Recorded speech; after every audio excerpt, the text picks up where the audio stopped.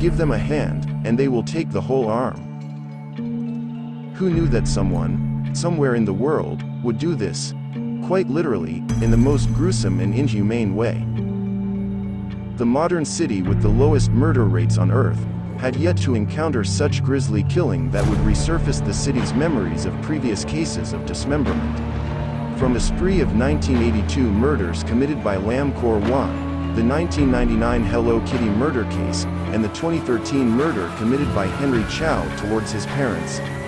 And now, Abby Choi's murder has entered the list.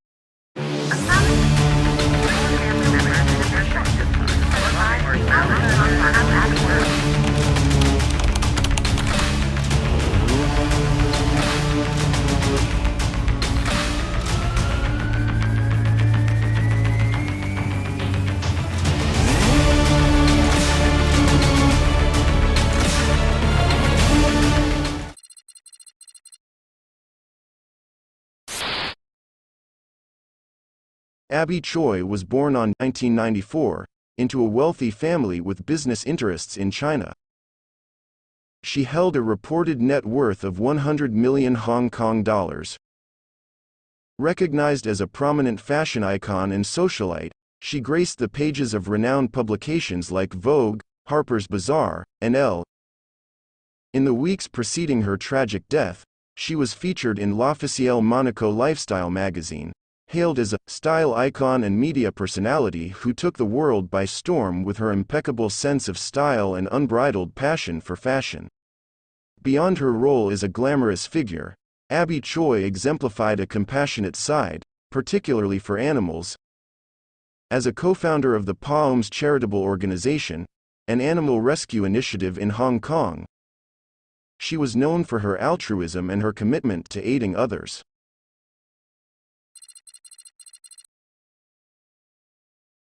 Abby was a mother of 4, having been in 2 marriages. She married her ex-husband, Alex Kwong, at the age of 18, and became a mother to 2 of their children, now aged 8 and 10. Even after divorcing her first husband Alex Kwong, Abby Choi went to great lengths to provide the best living environment for her ex-husband's family and 2 children. She continued to support them and even extended her help to her ex-brother-in-law, Anthony Kwong, who was also her personal chauffeur and business partner. On her second marriage, Abby married the Prince of Tam's rice noodle shop. They held a wedding ceremony on December 9, 2016 and had 2 children with her current husband. But it appears Abby Choi and Tam's marriage wasn't officially registered. Her current partner, Tam Chuk Kwan, described her as a kind-hearted and generous individual always eager to assist, as reported by the Straits Times. Reports also highlighted that Abby's father-in-law, Elder Tam, founder of the Tam J Yunnan Mixian chain restaurant, treated her more like a beloved daughter than a daughter-in-law. Regularly treating her mother-in-law to dinners and sending thoughtful gifts on occasions, Abby displayed a deep level of care.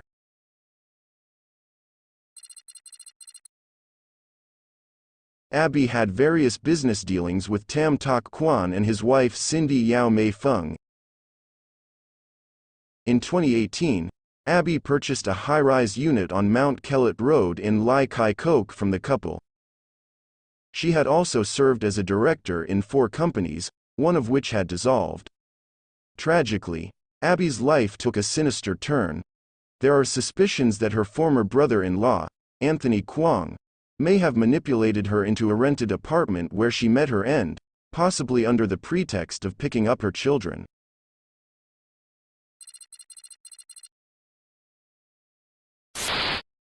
Kau Kwong, Abby Choi's former father-in-law, was a former Hong Kong police officer who ascended to the rank of police chief. Kwong had served as a sergeant at the Mong Kok police station for an extended period.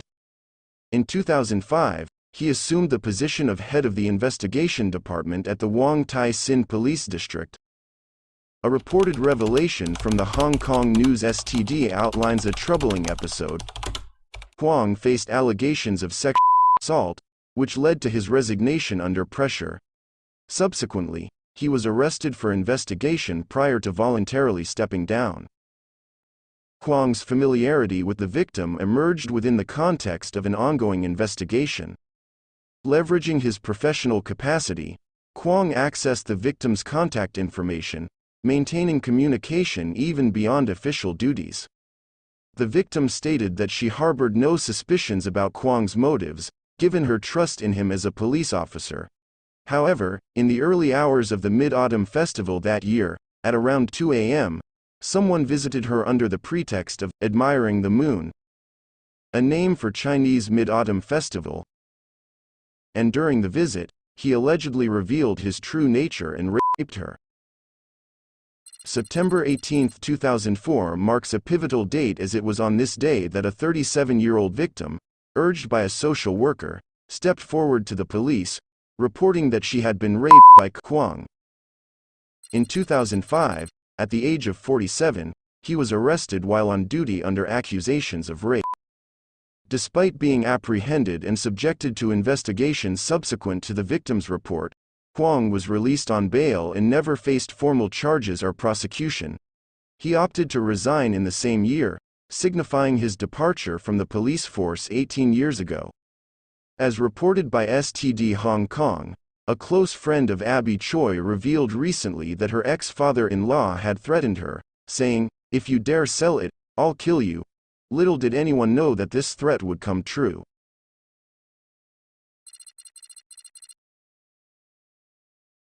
Alex Kwong, now aged 28, is Abby Choi's ex-husband, is believed to have been on the run for about 7.5 years since 2015.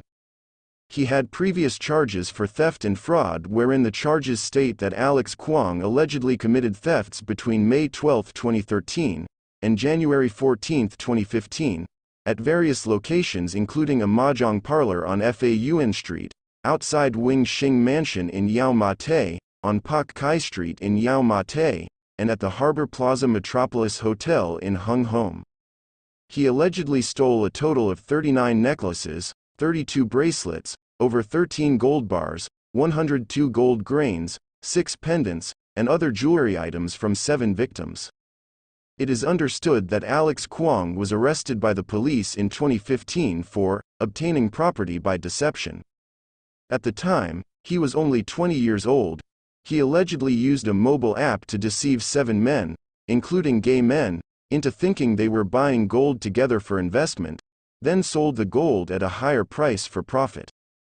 The victims went to great lengths, liquidating their savings and resorting to loans in order to procure gold from Kwong, who fled with the gold after receiving payment.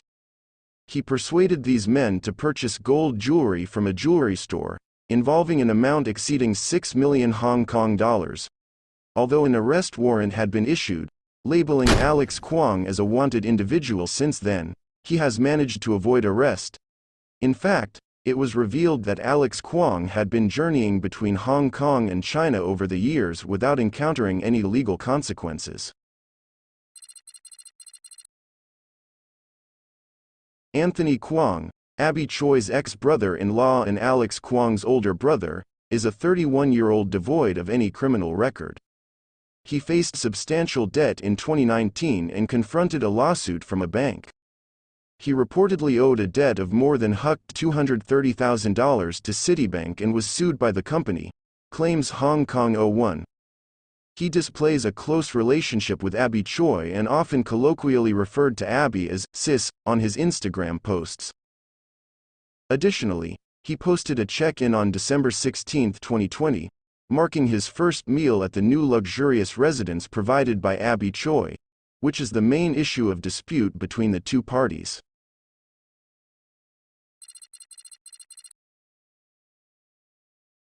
Abby Choi's ex-mother-in-law, Jenny, aged 63 and retired, remains a figure shrouded in limited information. Aside from her familial connections, Jenny's involvement in a police detainment is a notable aspect, where she was accused of destroying evidence. As reported by The Star, her financial circumstances took a hit, resulting in her declaration of bankruptcy in 2017.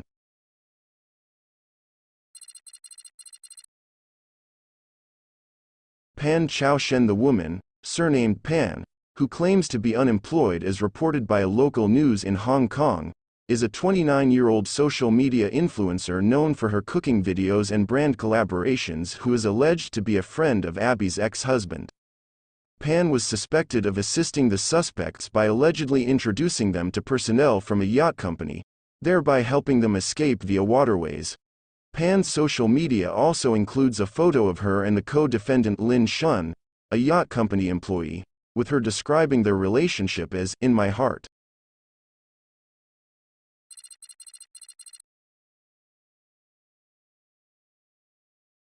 Lin Shun, a 41-year-old employee of a yacht company, it's reported that he was tempted by a promise of receiving hundreds of thousands of dollars in rewards from one of the suspects. Succumbing to greed, he assisted the suspect in attempting to flee, but fortunately, their scheme failed, and he too fell into the hands of the law. This brings the total number of arrests in the case to 6.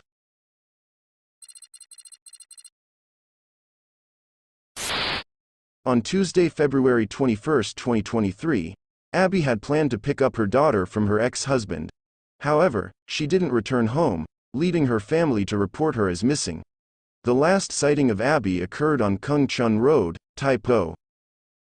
Described as 1.55 meters tall, weighing 40 kilograms, with a slim build, fair complexion, distinct facial features, and brown hair, she was last seen wearing a white long-sleeved top, white pants, and white slippers, while carrying a purple handbag.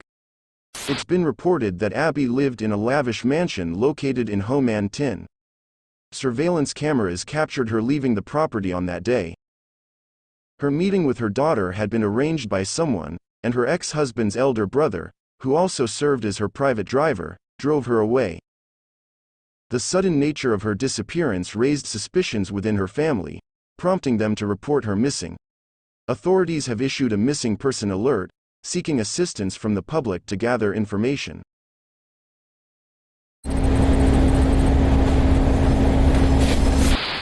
Few days after Abby Choi was missing, law enforcement managed to trace Abby to a village house in Lung Mei Village, Tai Po, only to discover her brutal murder, dismemberment, and even parts of her body being cooked.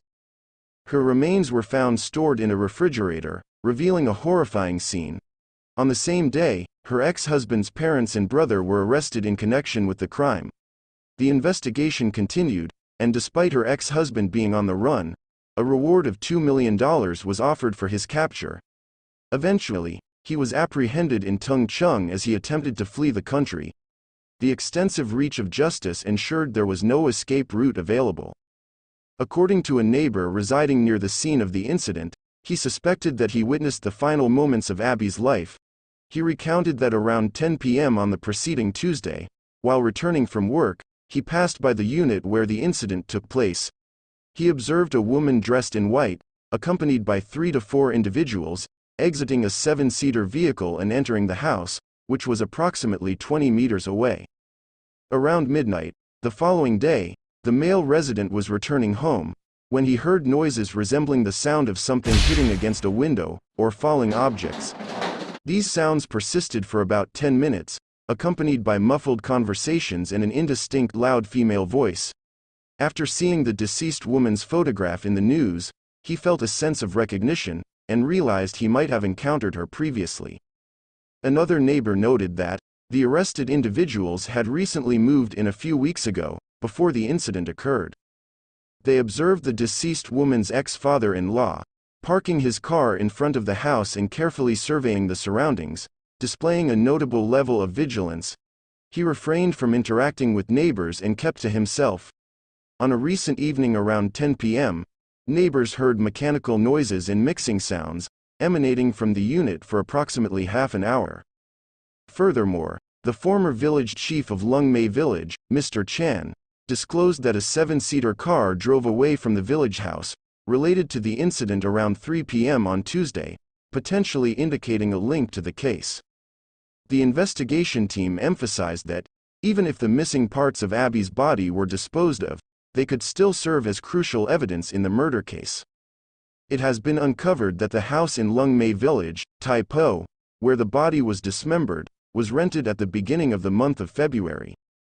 The unit was minimally furnished, featuring only a few pieces such as a sofa, and notably, the beds in both rooms were missing. Interior walls and windows covered with canvas, preventing outsiders from seeing what was happening inside. The house contained an array of tools suspected to have been used in the dismemberment, including cleavers, meat grinders, electric saws, hammers, raincoats, gloves, and masks. Some body parts were stored within a tall refrigerator. These details strongly indicate premeditation of the crime. The cold-blooded criminals meticulously orchestrated the murder, turning the village house into a slaughterhouse. In an attempt to mislead investigators, the suspects provided false information and created a smokescreen. However, with a thorough investigation and analysis of Abby's background and activities on the day of her disappearance, the truth gradually emerged.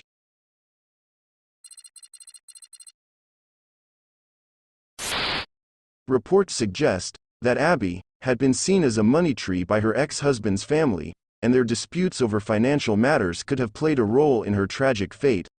Speculations arise around the fact that, since Abby and her prince were not legally married, her assets might revert to her ex-husband upon her death, potentially motivating the crime.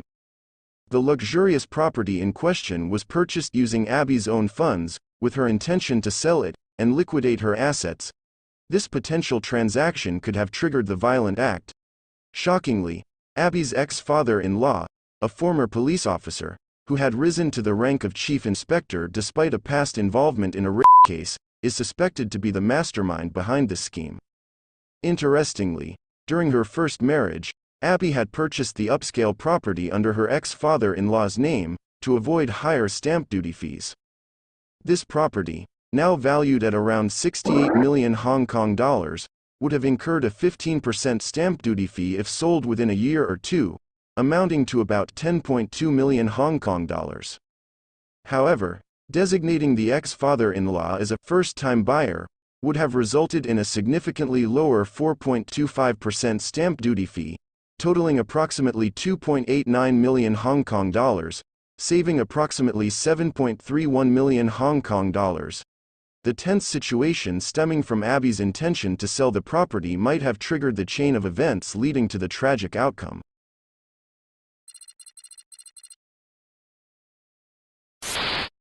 Legal experts clarify that Abby's ex-husband will not be entitled to her inheritance, unless explicitly stated in a will, as their divorce severed their legal ties. Even if he serves as the legal guardian of their children, he remains ineligible to inherit any of her assets. Moreover, a conviction would disqualify him from inclusion in the inheritance list. In the absence of a will, the distribution of the inheritance will follow legal regulations, prioritizing surviving spouses, children, parents, siblings, or descendants of deceased siblings in that specific order. In this particular case, Abby's current husband, due to their non-registered marriage, will not be entitled to the inheritance unless specified in a will. However, both Abby's legitimate and non-legitimate children from both marriages, who share legal ties and blood relationships with her, are eligible to inherit her wealth. As of March 1, 2023, this case has led to the arrest of 4 members of Abby's ex-husband's family, and the former stepfather's lover, totaling 5 individuals. Among them, the lover known by the alias Rong Rong, with the surname Wu, 47 years old, has been arrested on charges of assisting criminals. Additionally, Kau Kwang's mistress is accused of renting a unit at the Arch to hide Kau Kwang. She was granted bail with a requirement to report to law enforcement by the end of March. Despite extensive efforts, Abby Choi's remains, including her body and hands, have not yet been located. In response to this challenge, law enforcement officers conducted a thorough search of the dump site at Tai Po Long Wei Village, meticulously sifting through soil and mud for evidence. However, as of now, no pertinent discoveries have been made. Following a review of surveillance footage, law enforcement officers uncovered that early last Wednesday, an individual had discarded multiple bags of garbage into a trash bin, near the entrance of the crime scene at Tai Po Long Wei Village. It cannot be ruled out that these bags might contain the victim's remains and other items, which are believed to have been transported to the dump site. Consequently, the search focus was redirected to the dump site at Tai Po Long Wei Village. It is anticipated that the search operation will span 2 to 3 days. There have been reports of bones found in the garbage pile, although it remains unconfirmed whether they belong to animals or humans. The operation will continue, as investigators diligently pursue leads and evidence related to this complex case. On March 2, in the village of Lung Mei, where the crime occurred, law enforcement personnel are stationed to conduct door-to-door questionnaire surveys among villagers. Simultaneously, another team is meticulously searching the Tai Po Hei Ling landfill, hoping to locate any remaining body parts or relevant evidence. Moving to March 3, a portion of Abby's remains missing, and despite extensive efforts to excavate and search landfill sites, no results have been obtained. Consequently, the authorities have announced the conclusion of the search operation. The investigation continues to unfold, with authorities dedicated to uncovering every piece of information related to this case. As of March 7, the 4 members of the Kwong family remain in custody and are scheduled for another joint hearing on May 8. In the ongoing investigations into the murder and dismemberment case of Abby Choi, law enforcement arrested a man employed at a yacht rental company on Thursday, March 2. He is suspected of aiding the escape of the perpetrator via waterways. The man has been charged with aiding a criminal and appeared in Kowloon City Magistrates Court. He did not need to enter a plea, and the judge postponed the case until May 8, aligning it with related cases pending further investigations. The man was granted bail of 50,000 Hong Kong dollars under conditions that include residing at a specified address, surrendering his travel documents, remaining in Hong Kong, and reporting to Sing Yi Police Station twice a week. The charge against the defendant alleges that he arranged for Alex Kwong to travel to Macau, knowing or believing that Kwong was guilty of murder or another arrestable offense, with the intention of obstructing his arrest. Information suggests that the accused man attempted to collect 300,000 Hong Kong dollars from a suspect in the case to assist in leaving Hong Kong by waterways. Abby's ex-mother-in-law, Jenny, was charged with attempting to pervert the course of justice by interfering with judicial proceedings and destroying information related to the murder on February 23 of the same year. DNA matches between the limbs and Abby Choi's DNA have been confirmed. The investigation into the murder case has progressed, with remains including human legs and a head, discovered in a unit suspected to be the crime scene at Lung Mei Village last February. However, the torso and hands are still missing. On March 9, a female friend of the defendant, who is suspected to have aided the criminals in escaping via waterways, fled to mainland China. Hong Kong law enforcement sought assistance from relevant mainland authorities, resulting in the woman's arrest in mainland China. She was subsequently handed over to Hong Kong authorities and charged with 1 count of aiding a criminal. She appeared in trial at the Kowloon City Magistrates Court 2 days ago. The defendant has been granted bail of 50,000 Hong Kong dollars, with conditions requiring her to stay at her reported address, surrender her travel documents, remain in Hong Kong, and report to Sim Sha Sui Police Station twice a week. The defendant, Pan Chaoshen, 29 years old, faces a charge of aiding a criminal. The charge alleges that on February 24 of this year, in Hong Kong, when Kwong was liable to be arrested for the crime of murder and knew or believed that he was guilty of that crime or another arrestable crime, she arranged for Kwong to take a yacht to Macau, with the intention of obstructing his arrest or prosecution. Pan Chaoshen's connection with the yacht company employee, Lin Shun, is noteworthy. All 3 cases were heard again at the Kowloon City Magistrates Court. None of the defendants entered a plea. The prosecution revealed that DNA evidence belonging to the victim was found in the bloodstains on the car seat, the victim's lower limbs in the house, and the cooking utensils. Acting Principal Magistrate Wang adjourned all the cases until July 31 to allow further police investigation. The ex-mother-in-law applied for bail again but was denied, and she and her family members will remain in custody. Additionally, she is accused of deleting messages and call records after the incident, leading to a charge of obstructing justice. The police discovered over 30 tools at the crime scene, including multiple knives, hammers, an electric saw, and kitchen utensils. Given the time required for examining each item for DNA evidence, the prosecution requested that all 6 defendants' cases be adjourned together until the end of July. The prosecution did not object to the continued release on bail of the 2 individuals accused of aiding the victim's ex-husband's escape: Lin Shun, 41 years old, a yacht company employee, and Pan Chaoshen, 29 years old, unemployed. A new bail condition was added for Lin and Pan, preventing them from having direct or indirect contact with the prosecution witnesses. The defense stated that the defendants, Alex Kwong, 28 years old, unemployed, his father Kau Kwong, 65 years old, retired, and his brother who also worked as the victim's private driver, Anthony Kwong, 31 years old, driver, did not submit any bail applications. However, their mother, Jenny, 63 years old, retired, applied for bail again.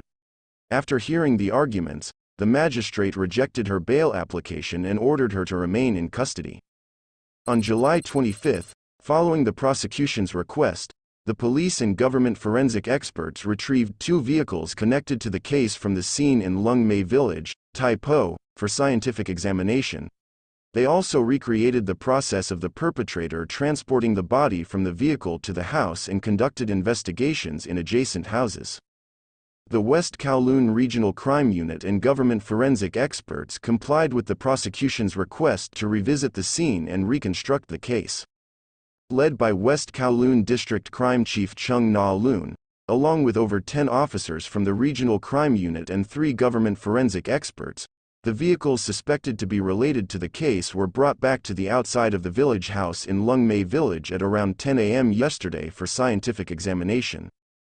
They used measurement tools with grid patterns and a long stick with a spherical end, and multiple officers worked together to lift a box from the vehicle into the house. Chung Na-loon and the officers also went up to the terrace of an adjacent village house to reinstall a previously dismantled CCTV camera. They also discovered a coat in the house with the DNA of Kwong's mother, Jenny. All 3 cases were adjourned to July 31 for further hearings. On August 1, 2023, during a preliminary hearing at Kowloon City Court, the 6 defendants were divided into 3 cases. None of the defendants were required to enter a plea at this stage. The prosecution requested that the cases be adjourned until October 11 to allow for further investigation, a request that was granted by Judge So. The Kwong family members, comprising 4 of the defendants, did not apply for bail and will remain in custody, while the other 2 defendants will continue to be on bail under the same conditions. The defense expressed concerns about the delay in receiving forensic reports, which have been in preparation for over 5 months since February. They emphasized the need for expedited case processing and indicated that they might apply for costs if the forensic report is not ready by the next hearing. The judge noted this complaint for the case record.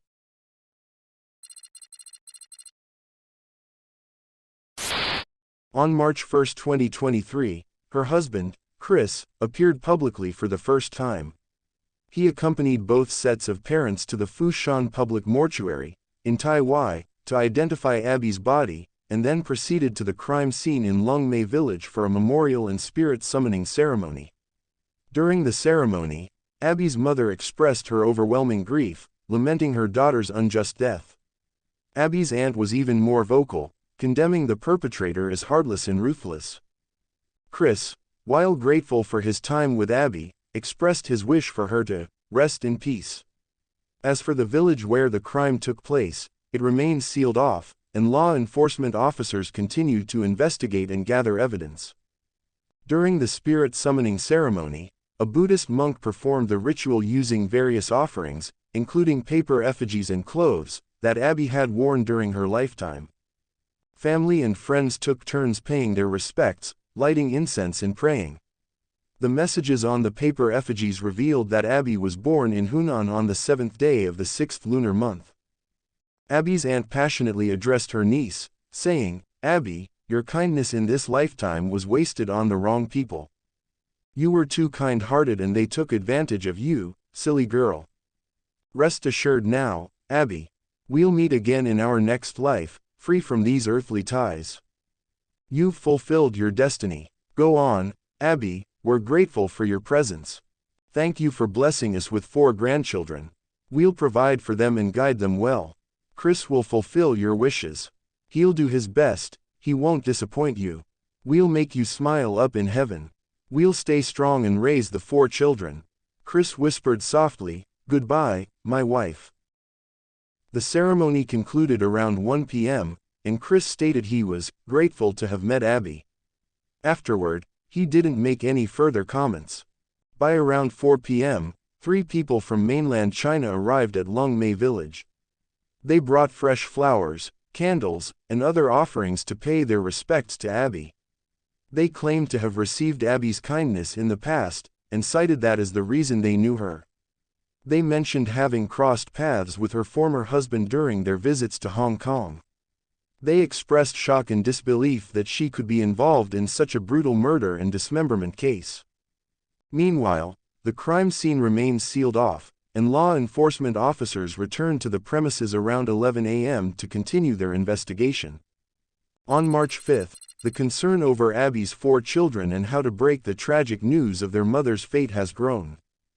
Abby's close friend, former Emperor Entertainment Group singer, Chu Ying-kit, now known as Ching Shi-song, revealed that Abby's older son and daughter have already learned the truth through news and discussions with classmates, causing them to be deeply affected and shed tears when passing their mother's room. As for the 2 younger children, born to Abby and her current husband, the family has decided to keep the information hidden from them for now. It's uncertain whether the 4 children will live together in the future. The younger children, aged 6 and 3, remain unaware of their mother's passing, as the family has told them that their mother is away for work, fearing that they wouldn't know how to cope with the truth. Chu Ying-kit also mentioned that Abby's family had a trip together in December of the previous year to Japan, including Chris, Abby's current husband, their 4 children, grandparents, and 2 domestic helpers. However, those moments have now become memories. Chris, in an exclusive interview, aimed to shed light on their relationship, address misconceptions, and discuss their family business. He expressed deep sorrow over losing his wife and the lingering pain, as well as regret for the negative impact the case had on their friends and family. Admitting to his introverted nature and difficulty expressing emotions, Chris explained that he had allowed friends to handle media interactions during the time of extreme distress. However, this led to his family and friends being exposed and maligned in the media, causing him guilt. This interview was his first and only interview, seeking to set the record straight. Chris elaborated on meeting Abby when they were young, and shared their memories related to family and children. Abby was a kind-hearted person who loved animals, and together, they co-founded a charity organization to help stray animals. He also mentioned their charity organization, officially registered in October of the previous year, with its bank account set up in January. Chris emphasized that they hadn't made any expenditures or salary payments yet. In light of the trauma and negative publicity, they have decided to halt the charity organization's application process. Due to ongoing legal proceedings, Chris couldn't disclose further details about family matters. He pledged to become a better person and a good father, requesting space as they aim to recover from this challenging period and return to a normal life. On June 18, 2023, the Century funeral for Abby was estimated to cost over 3 million Hong Kong dollars. The decoration of the memorial hall was meticulously designed to match Abby's preferences during her lifetime, showcasing the family's deep respect and love for her. A significant aspect of this funeral was the restoration of Abby's dismembered body, an endeavor that reportedly cost the Tam family around 2 million Hong Kong dollars.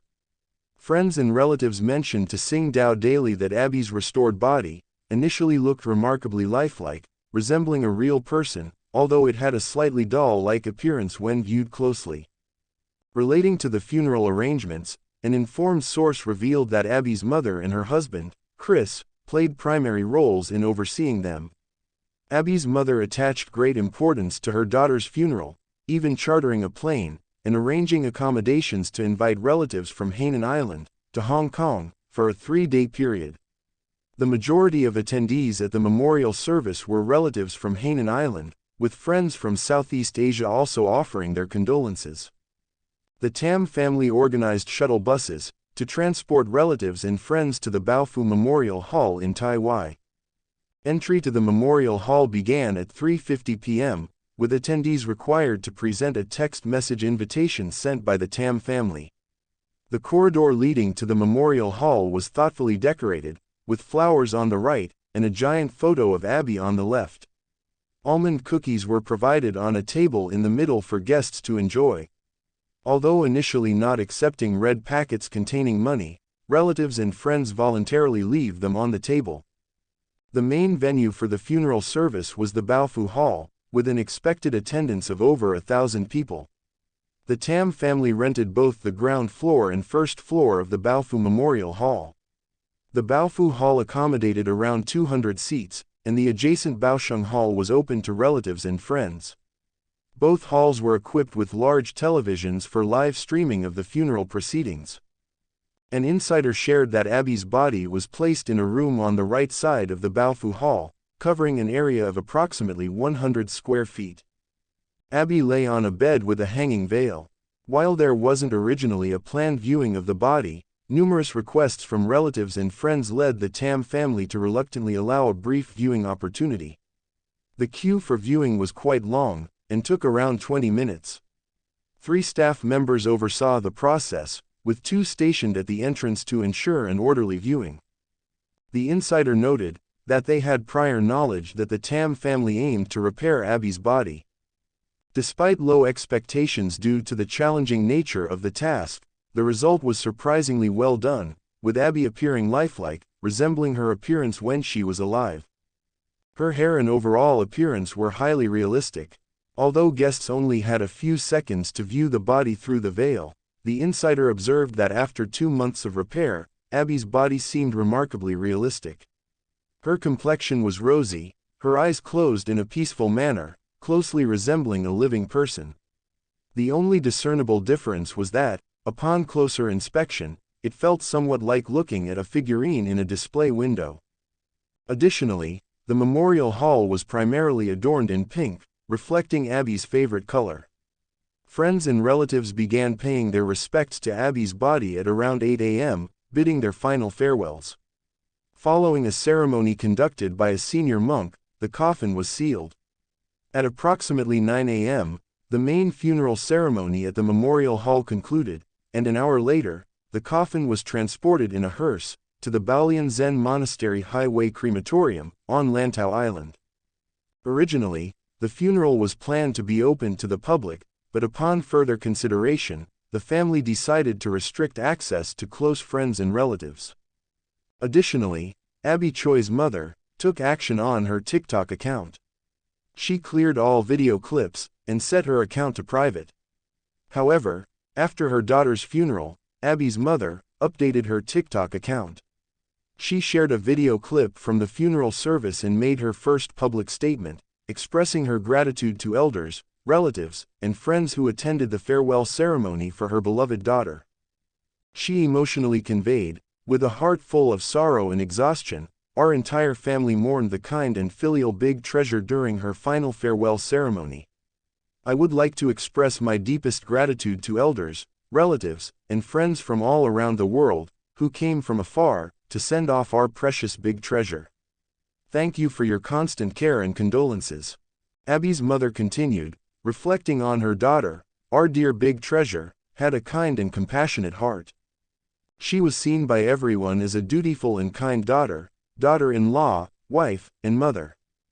This sudden tragic news has caused me to experience the pain of separation and the heart-wrenching feeling of losing my precious daughter. My gentle and lovely daughter, in the prime of her life, is gone just like that. This indescribable pain will forever remain in my heart, and there is no end to it. She concluded by acknowledging that she couldn't individually respond to all the caring and comforting messages from friends and relatives. She asked for understanding and forgiveness for any shortcomings in the funeral arrangements, and expressed deep gratitude to the Hong Kong police for their relentless efforts to clear her daughter's name. Addressing speculation about Abby Choi's mother, applying to become the estate administrator and seeking custody of her grandson in place of her late daughter. Lu, who bid farewell to her friend at the funeral, shared insights. I heard from Chris that she's been working hard to take care of the kids. There are 4 kids to look after, which is not easy. They are very capable. Lou also emphasized her concern for the family's situation during this challenging period. During this period, we have been meeting, and we are very concerned about their family's situation and how the children are coping. It's not something that can be comforted in a short period of time, but I can see that they are trying their best. A couple of days ago, I saw Chris. He mentioned that a social worker came to their home, accompanied them and the children, and talked to them. On Sunday, they will be sending Mom away. Then the social worker asked the children if they had any questions they wanted to ask, and the children said, "No more. I don't want to say more about it because I don't want them to cry again. So, I want to tell Abby that she can rest assured, as the children are really gentle and filial. She has taught them very well." Remember, the power to create change lies within each of us.